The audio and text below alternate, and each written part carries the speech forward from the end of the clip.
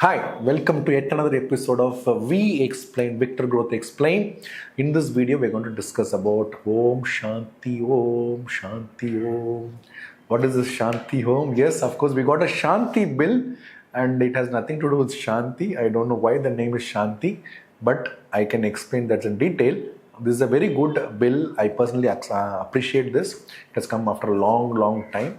Let us deep dive into this bill, Shanti Bill. So what does Shanti stands for? Sustainable Harnessing Advancement of Nuclear Energy for Transforming India Bill 2025. Okay, anyway, so they wanted Shanti to be included. Then they might have done all the related terms. Okay, I don't think you have to remember the entire, just Shanti Bill is enough. Sustainable Harnessing and Advancement of Nuclear Energy for Transforming India Bill. Okay. Like Niti Ayog, if you say NITI, like that. Okay, so what is this bill? This bill is going to repeal the old Atomic Energy Bill of 1962 that is going to be cancelled. And also we had very famous Civil Liability Nuclear Damage Bill 2010. Bapre, that was Sushma Swaraj, all these people are talking single-handedly. Entire parliament passed that bill. Now that bill is getting cancelled. I'll tell you why it is happening. Okay. So now there will be one particular law that will take care of the liability also, that will take care of the operation of the nuclear assets as well. Okay, so Shanti, Om Shanti, let us get into it. So India's nuclear governance in the Shanti Bill, if you see, okay, nuclear energy is just a small portion of entire. Only 3% comes from this, and this 3% is there for last 10 years and above. There is no improvement. So entire nuclear energy in India has been stagnant and a monopoly of the government. Under the government control, nothing has happened. Okay, this energy is a very good energy. In fact, Abdul Kalam himself has said that it's a clean energy and the future of India, energy of the future. But we have not put enough effort to make it into a big. I'll tell you what is the reason behind that also. So just understand, or you can use this in the mains, that 3% only India's nuclear energy is contributing for the overall energy sector. Okay, and this has been stagnant for over more than a decade.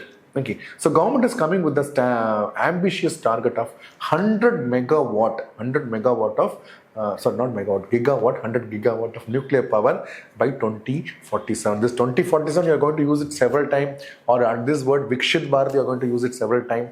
I can't help you, we have to do that anyway. If you are preparing for the civil service, you have to write this. Okay, so by 2047, we have a target of 100 gigawatt to be produced from a nuclear energy, and for that, government alone cannot do it. That is where we are inviting some partners in this. Okay, so we are going to have 5 indigenous smaller modular. By 2033, we are going to have 5 indigenous small model reactors as well. Okay, so why the nuclear power matters in India? Okay, one is the clean energy. There's no pollution. It can be set up inside the Delhi itself. Who cares? Okay, inside the Delhi we can practice. No pollution coming out. Low carbon based load. Okay, that means you're not putting any coal or any kind of fossil fuels. Okay, so it reduces the dependency on fossil fuels. Thereby, it reduces the dependency on the foreign country of a fuel. Understood? It gives it energy independence. Thereby, if I want, I can tell you, it reduces current account deficit. It reduces trade deficit. Understood? So, if we are going to have a nuclear reactor, our dependence on the fossil fuels will be reduced, and we are going to have a better climate. We have said that by 2070 we are going to have a net zero carbon. That will be achieved. Understood? So climate wise it is good. Economy wise, current account deficit or trade deficit is going to be reduced. Diplomatically, our dependence on the other countries for energy is getting reduced. Okay, so we are going to get a long-term energy security. Understood, guys? Please note down all this point. Don't simply sit. Note down. Take the notebook and write it. Okay, so you are spending 10 minutes. You should get something. At least 1 mark you should get in the exam. 1 mark, minimum 1 mark per video. Imagine 100 video, I'm giving 100 marks. However, achieving this is not an easy one. Huge financial investment is needed and the government alone cannot do it. That is why we are inviting the private people to participate in this. Okay, so Shanti proposes changes in the governance of the India's nuclear energy. Who could operate civil nuclear facility? Okay, earlier Okay, that means the Atomic Energy Act of 1968 that allowed only government can participate. Now we are breaking it. We are saying that now government entity, any government, for example, LIC want to operate, LIC can operate. SBI want to operate, SBI can operate. Or BHL want, or Cochin Shipyard, anybody can operate. So they are going to say that government entities other than, so the monopoly of NPCL is gone.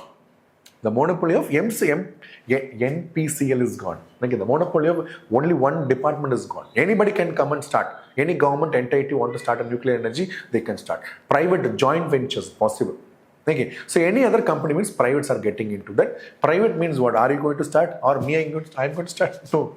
Adanis and Ambanis are going to start. Understood? So anyway, they are the people who are helping India to grow.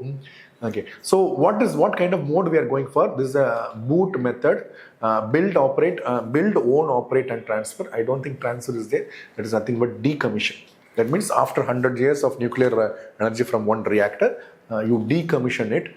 That is what. So build, own, operate and decommission. Okay, so it ends the exclusive operation monopoly of NPCL. NPCL is not going to be the only entity which is going to deal with the nuclear energy in India. Anybody can start and government will through the approval route only. So I already told you by 2047, 100 gigawatt of this is needed. And how much money we need? 15 lakh crore. That is not easy. So definitely government is not going to have. That is where the privates are coming in. What they are going to do? They are going to construct the reactor. Okay. They are going to improve the EPC. They are going to reduce the delay in the projects. For example, Kudankulam. How long Kudankulam? Kudankulam is about 20 years it is getting operated. Till there are two vacant for the reactors. Recently Putin's visit, they said that we are going to have two more reactors coming in. So there's a lot of delay, inefficiency. See, you might have seen my video on the Hindu rate of growth. There I told you the mixed economy is only in the namesake. Everything was operated by the government. And government means delay, inefficiency. What else? Poor quality, all this. So that is why we are going to come out of this. So private participation will help us in the capital intensive sector. They'll pump in more money into it. Okay, the domestic capital can be mobilized for this purpose. Risk sharing will be there. Expansion of supply chain. Now, supply chain here, fuel is not. Okay, so even though they are saying that private can participate in the other than the fuel. The sensitive areas, still the government is a monopoly. Sir, what are you saying? That is a reality. That is how it has to be. Otherwise, what happens? Adanis will start making nuclear bombs. Possible. So the fuel control is still with the government only. So they can help in the construction. They help in the non-fuel based supply chain like components, constructions, engineering, faster scaling. Okay, so this is what they're going to be. Private is going to do, and what is the government is going? State control, retention of strategic. This means you can construct it, you can operate it, but fuel will be controlled by me only. Okay. So nuclear fuel enrichment you talk about production of fuel, heavy water manufacturing, radioactive waste management, listen carefully, sensitive fuel cycle activity, reprocessing, all this will be done only by the government, or it will be NPCL which will be doing it. Okay, so because this is going to be national security and nuclear non-proliferation also. That means even though India has not signed NPT, am I right? Yes, India has not signed NPT, but still it is a responsible country. We have not proliferated our nuclear technology to anyone, so that will be intact. So privates are participating, but the sensitive areas state will control, particularly the fuel supply, fuel enrichment, fuel reprocessing, waste management. All this will be government will be still handling it. Okay, so plant, this I already told you, plant construction, project delivery, non-sensitive part. So national security is not compromised, and efficiency of the private also coming into it. Okay. Now this is second part. Okay, this is what I told you. Okay, I remember. Okay, in Parliament, Sushma Swaraj is talking about opposite. A lot of people were talking about Jairam Ramesh, all these people. Everybody supporting, and they passed the civil nuclear liability bill. And in that bill, that time I also appreciate, they said unlimited liability. Unlimited liability. If you're operating a nuclear reactor, any disaster happens, the government or the agency or a committee which recommends you have to pay 1 lakh crore or 2 lakh crore or 10 lakh crore, you have to pay. Understood? So they created unlimited liability law in India. They said it is most strengthened, most effective liability law. And why they created also, I'll tell you, because we had a Bhopal tragedy and the foreign companies escaped. They were not liable. Even now, there are people who are suffering from the Bhopal tragedy. So that is from that lesson we thought we should create something, a strict liability. So they created unlimited liability. Now, since they created, nobody is coming. Who will come?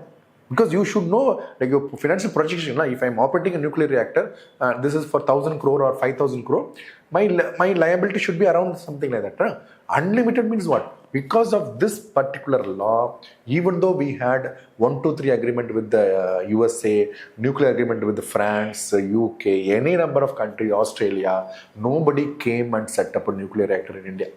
There's one Jaintapur nuclear reactor coming in the Maharashtra. How many years it is coming? Who cares? Understood? So unlimited liability means people are afraid. They are not able to come. So best thing they have done here is they have capped the liability to be 3,000 crore. Okay, to be 3,000 crore. That means 3,000 crore is a maximum liability. It may be even less if the operation of the reactor is less or capacity of the reactor is less, then the liability may be down also. And you can ask me, sir, if there is a more than 3,000 crore required, government will do it. Of course, government has to do it. Okay, and that is the rarest of rare occasion. When was the last nuclear reactor disaster happened? That Fukushima in Japan tsunami, that is 10 years back. That is also because of tsunami. Understood? So it is not going to happen. If it all happens, we have got 3,000 crore liability, and that can be done through insurance also may be possible.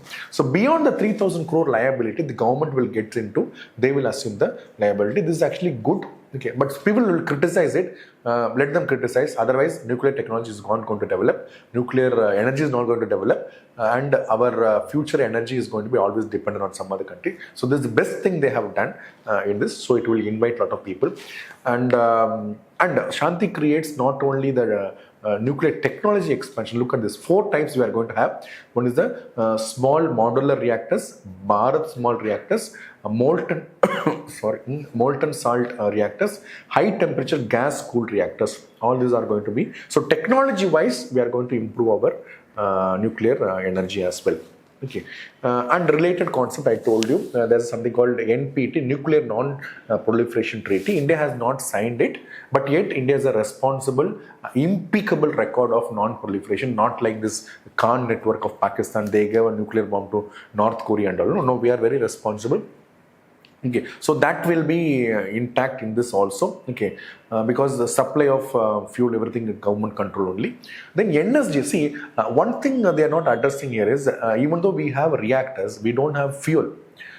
See, we have thorium in the Kerala, which can be used as a monazite sand and all. It can be, but that time the technology is only prototype. So even though we say we are going to nuclear technology, but fuel for nuclear technology, nuclear also we have to import, but that import may be less, not like the other one, coal or bulk quantity. Small uranium can help us to get a lot of energy possible. So related concept NPT you should understand. India is not signed, but yet India is the most responsible non-proliferated country. NSG, Nuclear Suppliers Group, India is not a member. India want to become a member, but China is stopping us. China is a member, they are not allowing us to become a member. So once we become the NSG member, we'll get more supply of fuel. Thereby, our nuclear energy will be good. Okay, so conclusion is this one. Okay, this is a very good step. Personally, I accept it and appreciate it. It unlocks the capital. A lot of private people can come and set up the nuclear energy. Okay, and it will help us in the climate resilience. We can achieve our climate goals, what we are given in Paris Agreement or NDCs and all we can achieve. Then liability is little reduced. That is also good. Then only, see, anybody starting a business, they should know in case of anything going wrong, how much I should be liable. So that has been capped at 3,000 crore. So private participation can accelerate India's clean energy. Of course, sir, and building not only a strong, transparent and independent energy framework, but also ensure safety, justice and public trust. So this is a summary of all this. Okay, in this I have not prepared any question. I will make questions. I told you already. I'm going to create a separate MCQ based on the current affairs. We'll see in that lot of questions, MCQ and even mains question also. So our target is 100 gigawatt goal. And because of private participation, it's going to be faster. and more efficient method. The liability of any accident will be 3,000 crore, and of course the fuel will be controlled by the government. Okay, so with this we are winding up this video. See you in another video. Thank you very much. Bye bye.